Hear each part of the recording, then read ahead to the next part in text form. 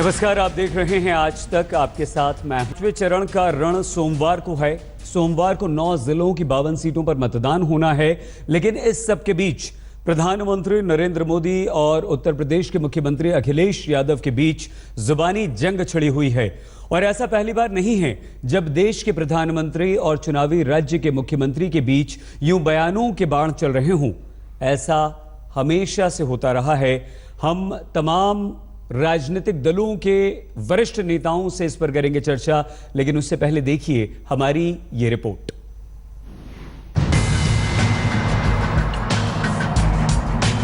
इतना झूठ बोलने वाला प्रधानमंत्री हमने नहीं देखा भाई पूरे देश में।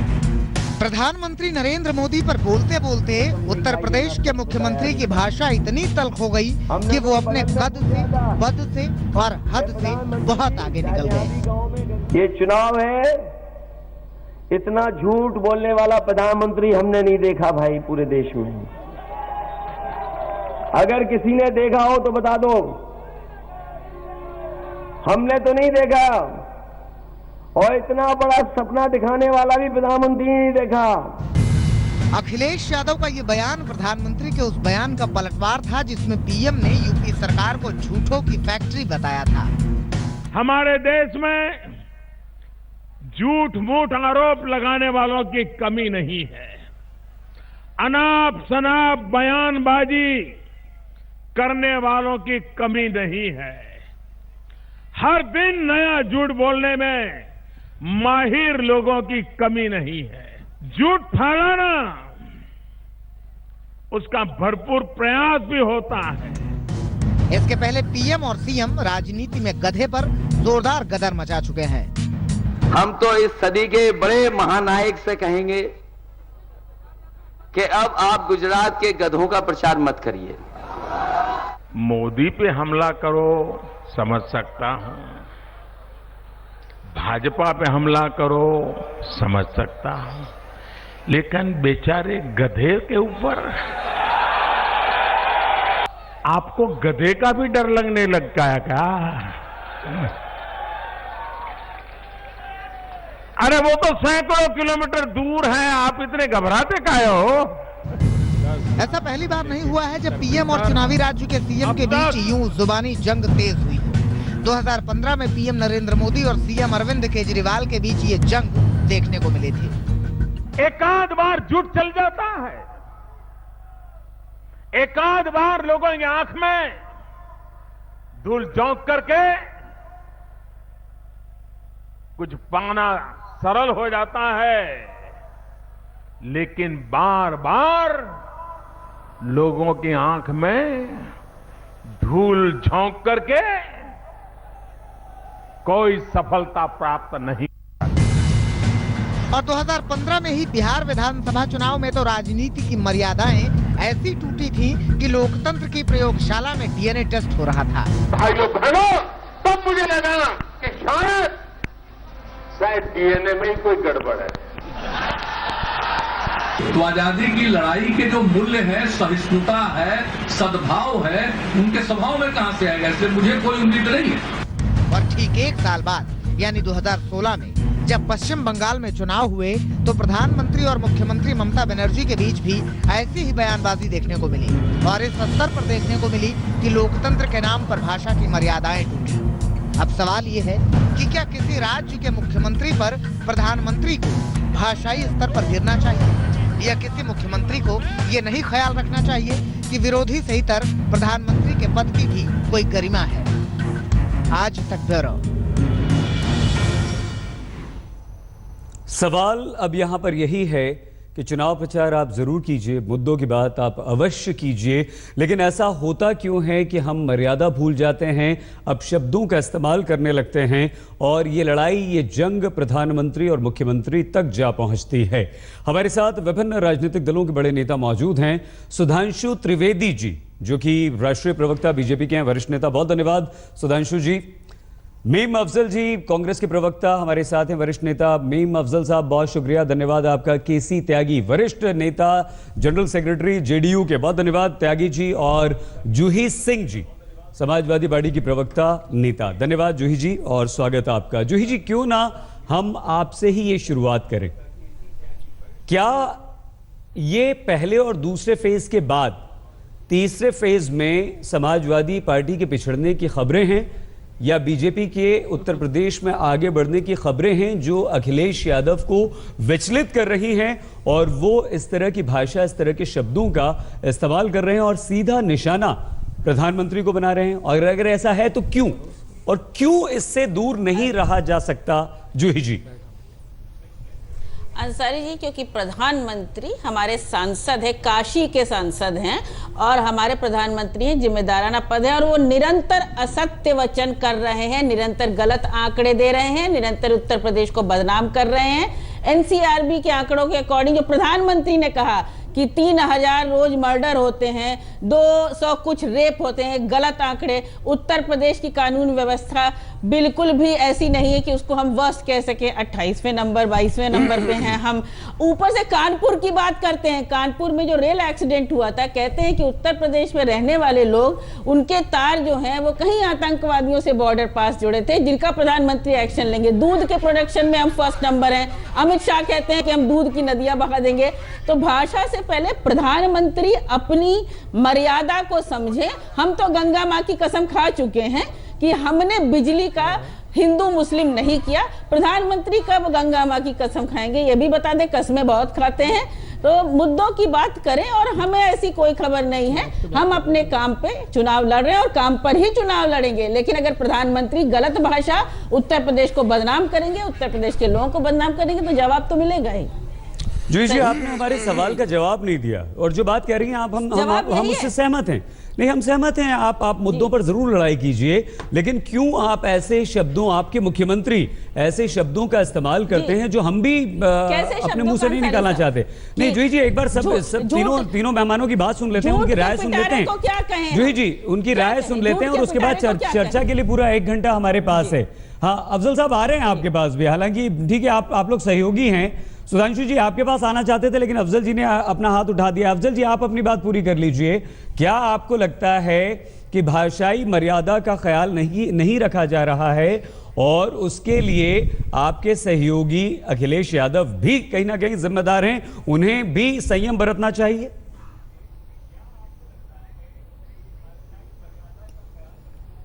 सही साहब, पहली बात तो ये कि आपकी जो रिपोर्ट इससे पहले आपने दिखाई और अपने कमेंट्स दिए हैं, पहले मैं उसके बारे में कहना चाहता हूँ। पहली बात तो ये कि आपने जो दिखाया है उसमें 3 स्टेट के चीफ मिनिस्टर, उसमें बंगाल की चीफ मिनिस्टर का भी जिक्र किया, आपने बिहार का भी किया। बुनियादी बात यह है कि भारतीय जनता पार्टी ने अगर अपने स्टेट के लिए, हर स्टेट के लिए पहले से एक नाम चीफ मिनिस्टर का दिया होता तो शायद फिर उनको ये सब जरूरत ही ना पड़ती। अब वो चूंकि खुद कमान संभालते हैं तो जवाब भी उन्हीं को देना पड़ता है। और अगर कभी कभी जैसी भाषा हमारे प्रधानमंत्री जी बोलते हैं, ये तो आज पूरा देश भी मानता है कि प्रधानमंत्री भी कभी कभी वो भाषा बोलते हैं जो उनके स्तर की भाषा नहीं है। इसको कई बार मीडिया ने भी पॉइंट आउट किया है और आप लोग भी करते हैं और हम लोग भी करते हैं। तो बुनियादी बात ये, इसके अंदर संयम खुद प्रधानमंत्री को पहले बरतना चाहिए। एब्रीवेशन किसने शुरू किया? बैठ के डिक्शनरी आप ABC और उससे अल्फाज निकालना, किसी पार्टी को बदनाम करना, उल्टे सीधे नाम देना, ये शुरुआत किसने की? ये अखिलेश जी ने शुरू की या प्रधानमंत्री ने शुरू की? उसके बाद चलिए तो छोड़ दीजिए, मैं प्रोटोकॉल की बात कर रहा हूं। आपने अभी तक जो भी क्लिपिंग्स दिखाई हैं उसमें प्रोटोकॉल के हिसाब से न प्रधानमंत्री ने कुछ गलत किया है, न अखिलेश जी ने कुछ किया। मैं पार्लियामेंट में रहा हूं और हमारे एक दूसरे पार्लियामेंटेरियन यहां बैठे हैं, केसी त्यागी जी, शायद वो इस पर और अच्छी तरह से रोशनी डाल सकेंगे। मैं सिर्फ इतना कहना चाहता हूं कि सबसे पहले इसका ख्याल खुद प्रधानमंत्री को रखना चाहिए। मैं प्रधानमंत्री के ओहदे की गरिमा की बड़ी इज्जत करता हूं। मैं कभी जब उनके ताल्लुक से बात करता हूं तो हमेशा ये ख्याल रखता हूं कि वो भारतीय जनता पार्टी के प्रधानमंत्री नहीं है, वो हम सबके प्रधानमंत्री हैं। लेकिन जब वो कोई ऐसी बात करते हैं जो उनके स्तर के खिलाफ होती है तो मजबूरी में हमें भी कुछ कहना पड़ता है। और हमें ही नहीं, देश के दूसरे बहुत से नेताओं ने कहा है, हर चीफ मिनिस्टर जब वो चुनाव लड़ने जाते हैं तो चीफ मिनिस्टर के ऊपर जिस तरह से वो अटैक करते हैं तो जाहिर है चीफ मिनिस्टर उनको जवाब देंगे ही और ना देने का कोई सवाल ही पैदा नहीं होता। जहां तक प्रोटोकॉल की बात है, लेकिन एक बात और बताऊं मैं, ठीक है, जल्दी से अफसर साहब, प्रधानमंत्री ने अभी कुछ दिनों से जिस तरह के अल्फाज का इस्तेमाल किया है, मैं आपको बताता हूं।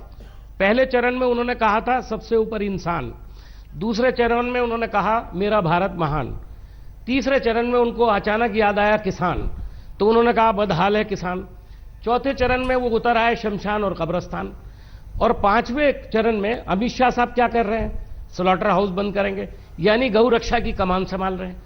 और अभी पांचवें, छठे और सातवें चरण में क्या बोलेंगे मुझे नहीं मालूम। पाकिस्तान का बड़ा जिक्र शुरू हो गया है, हो सकता है आगे जो है सीधा हिंदू मुसलमान हो जाए। ठीक है अफजल साहब, त्यागी जी और सुधांशु जी भी हमारे साथ हैं। हमें लगता है कि आपने के खिलाफ है, नहीं, हमें लगता है आपने पूरी बात अपने विस्तार से रखी, आगे और चर्चा करेंगे आपसे। और हमने त्यागी जी को बुलाया इसलिए, बहुत ही सम्मानित राजनेता हैं, बहुत वरिष्ठ हैं और उनका अनुभव यहाँ काम आएगा। और अगर हमें गरिमा पर बात करनी है, संस्कारों पर बात करनी है, भाषा की मर्यादा पर बात करनी है, तो त्यागी जी की रोशनी वाकई आप और हम सबके लिए बहुत महत्वपूर्ण होगी। त्यागी जी हम आएंगे आपके पास, लेकिन सुधांशु जी, घूम फिरकर जूही जी, मीम अफजल जी दोनों ये कह रहे हैं कि हम प्रधानमंत्री की गरिमा का सम्मान करते हैं, ख्याल रखते हैं, लेकिन उन्हें भी रखना चाहिए। क्या आपको लगता है कि ये अखिलेश यादव ने नहीं शुरू किया, कहीं ना कहीं आपकी तरफ से हुआ है, प्रधानमंत्री की तरफ से हुआ है? और निजी तौर पर भी सुधांशु जी बताइए, आप बहुत वरिष्ठ नेता हैं, बहुत संयमी नेता माने जाते हैं, आप कभी आपको आक्रोशित नहीं देखा। आपको लगता है कि इस तरह की शब्दावली, इस तरह की बातों का इस्तेमाल होना चाहिए, और वो भी प्रधानमंत्री और मुख्यमंत्री के स्तर पर? सुधांशु जी देखिए सही साहब, जो कुछ भी बातें हमारे प्रधानमंत्री और राष्ट्रीय अध्यक्ष ने कही हैं, वो सारी की सारी बातें तथ्यात्मक हैं, जो तथ्यों के आधार पे कहीं न कहीं प्रमाणित हैं। रही बात भाषा की मर्यादा की, तो यह मैं बात कहता हूं कि निश्चित रूप से भाषा की मर्यादा चिंताजनक है, परंतु इसकी कहानी बहुत पुरानी है जी। विगत 5, 6, 7 वर्षों से अगर भारत की राजनीति में किसी नेता के प्रति सर्वाधिक अभद्र, असंसदीय, आपत्तिजनक शब्दों का प्रयोग किया गया है, तो वह हमारे प्रधानमंत्री श्री नरेंद्र मोदी हैं जी। याद करिए, मतलब मौत के सौदागर से लेके लहू पुरुष, चाय बेचने वाला, गंगू तेली और बोटी बोटी काट डालेंगे तक क्या क्या बोला है। और दुर्भाग्य से उसमें सर्वाधिक योगदान जो है वो कांग्रेस पार्टी और समाजवादी पार्टी के लोगों ने दिया है। इसके बावजूद हम अपनी तरफ से कभी भी कोई सांप्रदायिक विषय सीधे लेकर नहीं बोलते। ऐसे मीम अफजल साहब ने, बहुत ज़हीन आदमी है, मगर उन्होंने कहा कि ऐसा लगता है कि आगे जाकर सीधे हिंदू मुसलमान की ना बात करने लगे। तो मैं पूरी जिम्मेदारी से कहता हूं, ये तो कर चुके हैं। बताइए, मायावती जी का ओपनली बयान था कि नहीं कि मुस्लिम समाज अपना वोट बर्बाद ना करे, हमको वोट दे। फिर मुलायम सिंह का क्या बयान था, अखिलेश ने मुस्लिमों के लिए कुछ नहीं किया। फिर अखिलेश ने क्या कहा, मैंने मुस्लिमों के लिए ये किया। और यूपीए सरकार के जमाने में कांग्रेस के प्रधानमंत्री तो यही बोल चुके हैं कि मुस्लिम should have first right over the national resources of India. अब आप खुद सोचिए कि आप तो वो बोल चुके हैं जिसकी आप कह रहे हैं कि आगे जाके ये खतरा होने की संभावना है। जो आप आज कर रहे हैं, तो ये है कि ये सारी समस्याएं उधर से शुरू की गई। और एक बात और कहना चाहूंगा, जरूर एक और बात कहना चाहूंगा कि आप कहते हैं झूठ बोलने वाली बात अखिलेश जी ने कही, तो मैं सिर्फ एक बात कहता हूं, इस उत्तर प्रदेश में FIR कोर्ट से लिखवानी पड़ी। बुलंदशहर कांड के समय पुलिस का नंबर नहीं उठा, पुलिस की वैन जाती रही, कुछ नहीं हुआ। आप बताइए कि ऑपरेशन आपके मुजफ्फरनगर के आरोपियों को जेल से छुड़ाने मौका दिया जाएगा आपको। बात पूरी करने दीजिए ना प्लीज। जब आप बोल रही थी मैंने कोई हस्तक्षेप किया था क्या? जो मैंने 5 नहीं, जूही जी प्लीज, जूही जी आपसे निवेदन करेंगे कि त्यागी जी भी बाकी हैं अभी। अरे जब मैं असत्य बोल रहा हूं तो आपका टर्न आए तो आप बोलिएगा कि इन्होंने ये गलत बोला। नहीं मैं बोलूंगी। आपका टर्न जब आए तो आप कहिएगा कि मैंने ये गलत बोला। प्लीज मत बोलिए जूही जी। इस समय जो मैं बोल रहा हूं वो मेरी बात सुनिए। असत्य और झूठ का जूही जी प्लीज आप प्लीज बोलिएगा, आप बात करने दीजिए सुधांशु जी को। बोलिएगा ना, क्यों टर्न आप क्यों डिसाइड करेंगे? आप झूठ बोलते जाएंगे। कौन से देखिए सईद साहब, नहीं जूही जी प्लीज, जूही जी देखिए, जूही जी आपने अपनी बात पूरी की, मेरी बात पूरी होने दीजिए, आप बात पूरी हो जाने दीजिए सुधांशु जी की प्लीज। एक बार आप आइए, पूरा 1 घंटा है आपके पास, क्योंकि हमें त्यागी जी की बात भी सुननी है अभी। सुधांशु जी जल्दी से खत्म कीजिए, त्यागी जी की राय भी लेनी है। देखिए, मैं जल्दी से समाप्त कर रहा हूं। देखिए आंकड़ों पर, तथ्यों पर तो हम बहस करते रहेंगे। मैंने 3 वो उदाहरण दे रहा हूं, पूरे देश ने टीवी पे देखे। आप ही के चैनल पे आजम खां का स्टिंग ऑपरेशन देखा है, जिसमें वो मुजफ्फरनगर के दंगों के आरोपियों को छुड़ाने के लिए कर रहे थे। पूरे देश ने देखा है कि मुलायम सिंह ने कहा बलात्कार के मामले में भी गलती लड़कों से हो ही जाती है। पूरे देश ने टीवी पे देखा है कि मुख्यमंत्री अखिलेश यादव जी की पत्नी कह रही है कि मुझे डर लगने लगता है समाजवादी पार्टी के कार्यकर्ताओं के चीखने से। तो भाई अब आप देखिए कि आपके मुलायम सिंह मुख्यमंत्री की पत्नी डिंपल और आजम खां का जो देखा है उसका जवाब दे दीजिए। सुधांशु जी, जूही जी, हमें यहाँ पे रुकना होगा। हमारा उद्देश्य ये था कि हम एक बार आप सबकी राय सुन लें, और उसमें तीन लोग आप तो अपनी बात रख चुके हैं, लेकिन जूही जी आपको जो भी जवाब देना है आप जरूर दीजिएगा। जो भी बात आपको ठीक नहीं लग रही है उसका जवाब जरूर दीजिएगा। लेकिन केसी त्यागी जी, कुछ ही देर में हम आपके पास आएंगे और आपसे जानना चाहेंगे कि आखिर ये क्यों हो रहा है और भाषाई मर्यादा को कैसे हम संभाल। जब भी चुनाव होते हैं तो प्रधानमंत्री और मुख्यमंत्री आमने सामने होते हैं। भाषा बहुत तल्ख होती है और कई बार गरिमा का ध्यान नहीं रखा जाता। केसी त्यागी जी, क्या लगता है सर आपको, ऐसा क्यों होता है और क्या ये खत्म होगा या ये खत्म नहीं होगा? नहीं सईद जी, मैं 2-3 उदाहरण आपको बहुत संक्षेप में देना चाहता हूं। सर जी, राजीव लोंगोवाल पैक्ट के बाद पंजाब में चुनाव हुए,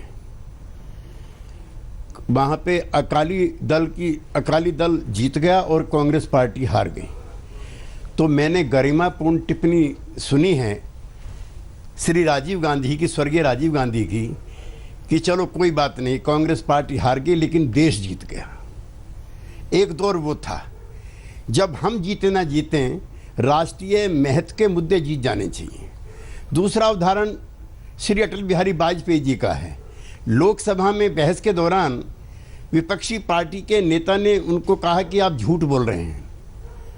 अटल बिहारी जी खड़े हो गए, उसने कहा सारी जिंदगी में मुझे किसी ने आज तक ये नहीं कहा कि झूठ बोल रहे हैं और आपको सिद्ध करना पड़ेगा। आप कह सकते हो कि मेरी बात में तथ्य नहीं है, आप ये भी कह सकते हो कि ये सच्चाई से परे है, लेकिन आप मुझ पर यह आरोप नहीं लगा सकते कि मैं झूठ बोल रहा हूँ।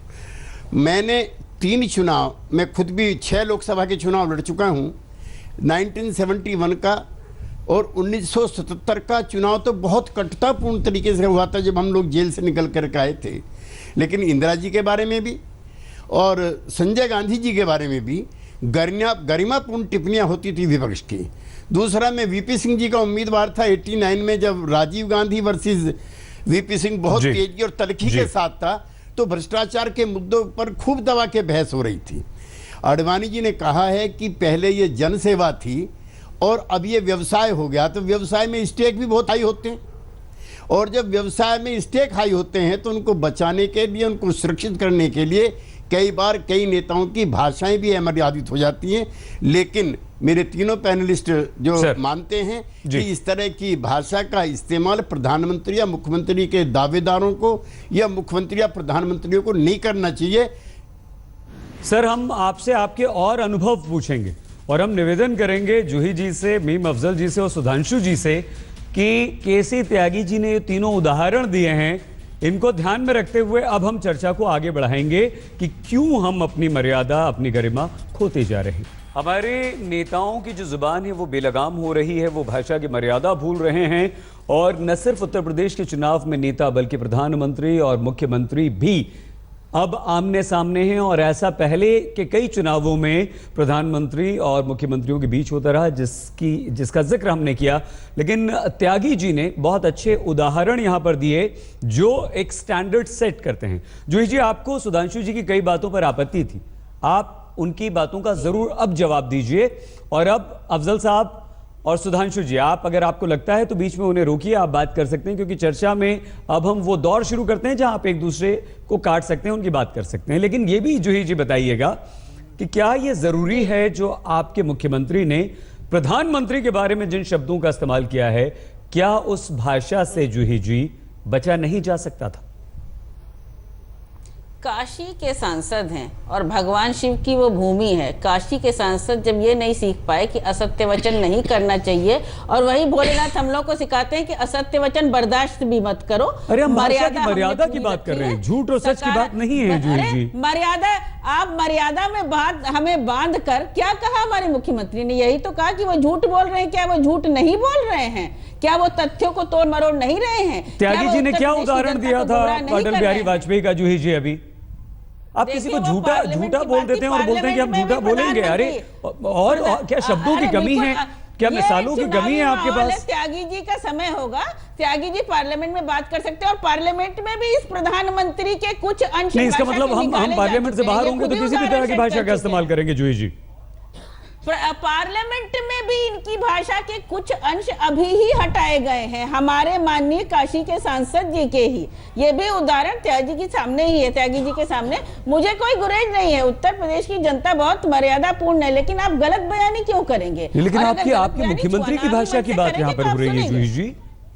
अगर आप गलत बयानी चुनावी मंच से करेंगे तो आपको उसका जवाब सुनना पड़ेगा। यहाँ पर आप प्रधानमंत्री की मर्यादा को रखिए, या अगर आप यहाँ पर मुख्यमंत्री और प्रधानी का चुनाव लड़ने आ रहे हैं जैसे हमारे माननीय प्रधानमंत्री या काशी के सांसद करते हैं, तो उनको सुनना पड़ेगा। गलत बयानी उत्तर प्रदेश के बारे में आप करेंगे।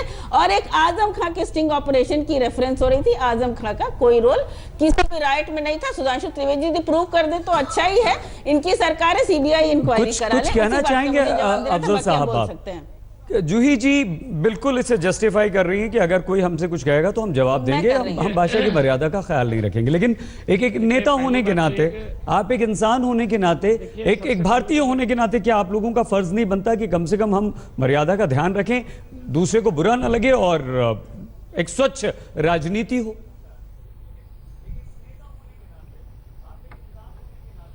देखिए, आपने खुद ही दिखाया कि जो झूठे का लफ्ज इस्तेमाल किया, मेरे से भी गलती हुई। झूठा लफ्ज जो है वो अनपार्लियामेंटेरियन है, उसको हमेशा पार्लियामेंट में कहा जाता है, उसको हज़फ भी किया जाता है। ये झूठे का लफ्ज नहीं, आप गलत बयानी का लफ्ज इस्तेमाल कर सकते हैं। लेकिन प्रधानमंत्री जी ने उसकी शुरुआत की, आपने देखा, और आप ही ने दिखाया कि उनकी बाइट पहले आई, पहले उन्होंने अपनी तकरीर में झूठ कहा, उनको झूठा ठहराया, तो उन्होंने पलट करके कहा। हालांकि मैं इस पक्ष का हूं कि अगर कोई किसी ज़बान में गलत बयानी कर रहा है, गलत बात कर रहा है, तो उसको समझाने की ज़रूरत है और उसको संयम के साथ कहने की ज़रूरत होती है। दूसरी बात यह कि अभी सुधांशु भाई ने एक मिसाल दे दी आज़म खां साहब की। मैं देखता हूं जब भी कोई बात होती है, कोई भी ऐसी चीज़ हो, आज़म खां का नाम लेके कह दिया जाता है। एक पुलिस इंस्पेक्टर का बयान था कि आज़म खां ने उनको फ़ोन किया, जो हकीकत नहीं है। और कैबिनेट मिनिस्टर कभी किसी इंस्पेक्टर को फ़ोन करके नहीं कह सकता कि आप इसे छोड़ दो, तो आईजी डीआईजी से बात करेगा। आप बात को दूसरी तरफ ले बयान था, वो गलत बयान। आज़म खान जिस तरह की भाषा का इस्तेमाल करते हैं, ये एक मैं सिर्फ सफाई दे रहा हूं जी। जो वो करते हैं, कभी वो जिस तरह की भाषा का बयान करते हैं, तो मैंने कभी उनको सपोर्ट नहीं किया, लेकिन उनके नाम को हमेशा इस्तेमाल करना नेगेटिव अंदाज में, ये भी जरा मुनासिब बात नहीं है। सुधांशु जी, मैं आपको एक बात बताऊं, अभी राहुल गांधी जी ने एक पब्लिक रैली की थी। आपको याद होगा कि एक पब्लिक रैली के अंदर जब मोदी जी के खिलाफ कुछ लोगों ने नारे लगाए और वो आपत्तिजनक नारा था, तो राहुल गांधी ने फौरन अपनी तकरीर रोक करके कहा कि प्रधानमंत्री के बारे में इस तरह का कोई नारा नहीं लगना चाहिए। बहुत नारे नहीं लगे, उसके बाद बंद किया। अफजल साहब यही चाहते हैं, हम यही चाहते हैं जो उदाहरण आपने गरिमा दिया। की बात है, बहुत मैं अच्छी आपको एक बात और बता दूं जी। कांग्रेस पार्टी की तरफ से हमें आदेश है, कांग्रेस पार्टी की तरफ से हमें आदेश है बाकायदा, और बड़े नेताओं का आदेश है कि आप कभी भी ऐसी जबान इस्तेमाल ना करें जिस पर दूसरे लोगों को तकलीफ हो। इसलिए हम लोग हमेशा इस बात का ध्यान रखते हैं और सम्मान करते हैं आपका इस बात के लिए अफजल साहब कि आप इस तरह की बात कर रहे हैं और आप ध्यान रखते हैं। कंट्रोवर्सी मेरे से नहीं हुई है। ठीक है सुधांशु जी, अब आरोप आप पर यह लग रहा है कि जब प्रधानमंत्री ही इस तरह की भाषा का इस्तेमाल करेंगे, जूही जी कह रही हैं, तो हम जवाब क्यों नहीं देंगे? क्या आपको लगता है, और निजी तौर पर भी सुधांशु जी, हमने आपसे पहले कहा था कि क्या हमारे पास शब्दों की कमी है, मिसालों की कमी है, क्यों हम इस तरह के कोई भी शब्द का इस्तेमाल करें? और क्या आपको लगता है कि वाकई प्रधानमंत्री जी ने कुछ ऐसा कहा है जिस पर आपत्ति होनी चाहिए अफजल साहब को, जूही जी को? देखिए, ऐसा है कि मैं इसका तथ्य और परिप्रेक्ष्य दोनों बताता हूं। त्यागी जी और मीम अफजल साहब दोनों मुझसे आयु अनुभव में बड़े हैं, त्यागी जी ने अभी पुरानी बातों का उदाहरण दिया, तो मैं उसी में बताता हूं, ये भाषा की मर्यादा समाप्त करके समाज में विद्वेष पैदा करके सत्ता में आने की जो प्रक्रिया शुरू हुई, ये 80-90 के दशक में जब वो भाषा, याद करिए जब मुलायम सिंह जी पहली बार सीएम थे तो आजम खान साहब ने डायन शब्द प्रयोग किया था भारत माता के लिए। याद करिए लालू यादव बिहार में क्या कहते थे, अब ललुआ खाएगा हलवा, और किसी जाति का नाम लेके कहते थे वो खाएगा बलुआ, और मैं भूरा बाल निकाल रहा हूं। फिर 90 का दशक आया, उत्तर प्रदेश में एक पार्टी आई जिसने कहा तिलक तराजू तलवार इनको मारो जूते चार। इस ढंग की घृणा और विद्वेष की राजनीति शुरू हुई और बढ़ते बढ़ते यहां तक आई। आज मैं पूरी विनम्रता से कहता हूं कि वो इमरान मसूद जिन्होंने कहा मैं बोटी बोटी काट डालूंगा, लोकसभा में वो सपा के उम्मीदवार थे, क्या जरूरत थी अगले दिन राहुल गांधी जी को उनके पक्ष में प्रचार करने जाने की, आपकी पार्टी के भी नहीं थे, और अब संयोग से वो कांग्रेस पार्टी के प्रदेश उपाध्यक्ष हैं। तो हाँ, कहीं ना कहीं एक संदेश गया कि इस ढंग की तीखी भाषा बोलेंगे, घृणा पैदा करने वाली भाषा बोलेंगे और राजनीति में आपका विकास होगा। और वो एक और उदाहरण देता हूं, मुलायम सिंह जी 1993 में कहते थे नकल करने से मैंने किसी को रोका क्या, नहीं रोकूंगा, जो नकल अध्यादेश वाला विषय था। अब 2017 में अखिलेश यादव जी का बाकायदा टीवी पे सबने देखा, मैंने बिजली चोरी करने से रोका क्या। तो भाई आप क्या संदेश देना चाह रहे हैं? तो ये एक पूरा का पूरा जो 27 साल यूपी बिहार कांग्रेस कहती थी ना, की बात नहीं की, तो आप देखिए कि त्यागी जी कुछ कहना चाह रहे थे सालों में। त्यागी जी आप बताइए, ये तो सभी राजनीतिक दलों में कुछ नेता ऐसे होते हैं जिनकी भाषा ऐसी होती है जो मर्यादा को लांघ जाती है, जो अमर्यादित हो जाती है। एक वाक्य और त्यागी जी,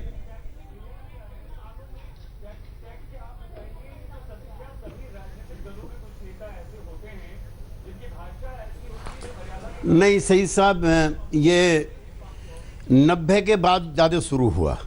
मैंने बहुत तीखा चुनाव देखा है 77 का, जब इंदिरा जी ने इमरजेंसी लगाई थी और हम सब लोग जेल से छूट करके आए थे, तो भी हम लोगों ने बिलो द बेल्ट नहीं प्रचार किया था। मुरारजी भाई थे, बड़े संयमी थे, अटल जी थे, मधुलिमय जी थे, हाँ जॉर्ज फर्नांडीज एक हमारे जरूर नेता ऐसे थे जो मिसिस गांधी के लिए बहुत बिटर थे, और उन्होंने मने कि जब उन्होंने कहा मुरारजी भाई ने कि इमरजेंसी को भूल जाओ, let us forgive and forget, तो जॉर्ज साहब की एक ऐतिहासिक स्पीच है कि how can we forgive and how can we forget ... फिर उन्होंने मिसेस गांधी के बारे में बताया।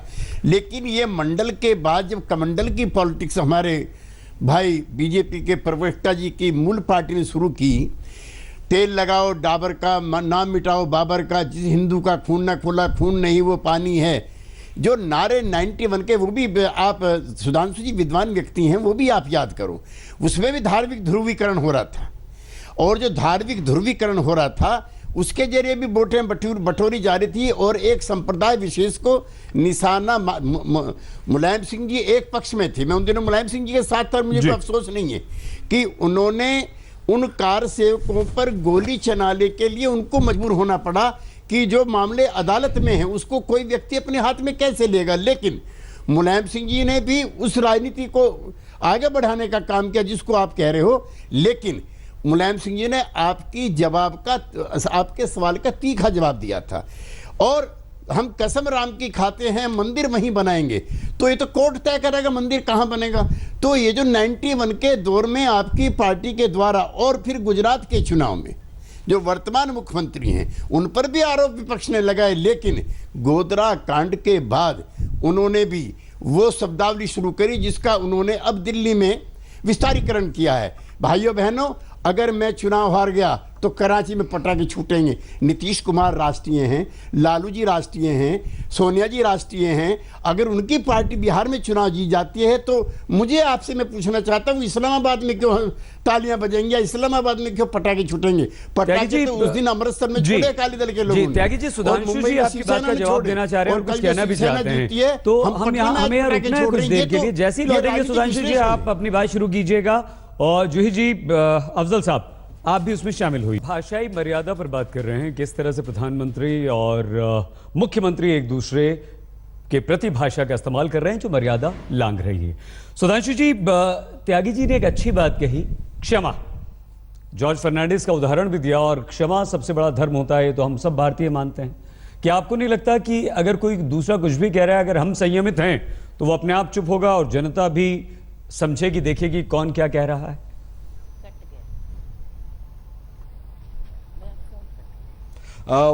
वो आप बिल्कुल सही बात कह रहे हैं। इसीलिए उन विषयों को जो कि अब इतिहास का पात्र हो गए, कोई आवश्यकता नहीं होनी चाहिए थी। जैसे त्यागी जी ने 90 की बात कही, अरे ये बताइए अब खामखा में आज की डेट में मुलायम सिंह जी को बोलने की क्या जरूरत थी कि मैंने गोली चलवाई थी। अभी बोला लखनऊ की सभा में, उन्होंने अपनी दूसरी बहू का प्रचार करते हुए, टोटली अनरिक्वायर्ड। 4 महीने पहले उन्होंने बोला। अंत में सिर्फ एक बात कहूंगा, देखिए समस्या जानते क्या है, पहले कांग्रेस बहुत लंबे समय तक ये कहती रही कि शासन करना उन्हीं को आता है, क्योंकि उन्होंने लंबे समय तक शासन किया है। मगर समस्या क्या है कि प्रतिपक्ष में रहना नहीं आता है, क्योंकि प्रतिपक्ष में रहने का अनुभव नहीं है। तो एक परिपक्व गरिमापूर्ण विपक्ष की भूमिका कैसे होती है जब आप अपोजिशन में हो, तो उसको निर्वाह कर सकें, शायद यह सीखने की आवश्यकता है। अगर एक बार वो सीख लेंगे तो मुझे लगता है दोबारा भारत की राजनीति में वह गरिमा स्थापित हो सकेगी, जहां मुद्दों के आधार पर मूल्यों को संरक्षित रखते हुए प्रभावी धारदार विपक्ष की भूमिका निभाई जा सकती है, जो हमने श्यामा प्रसाद मुखर्जी, दीनदयाल उपाध्याय से लेकर अटल जी के जमाने तक दिखाया था। हेलो जी अफजल साहब, जूही जी, आप रिएक्ट जरूर करना चाह रहे होंगे सुधांशु जी की बात पर, लेकिन समय क्योंकि यहीं समाप्त होता है। सुधांशु जी, अफजल साहब, जूही जी और त्यागी जी, बहुत धन्यवाद आप सभी का। हम उम्मीद यही करते हैं कि हमारे नेता भाषा की मर्यादा का ख्याल रखेंगे, ध्यान रखेंगे। देखते रहिए आज तक।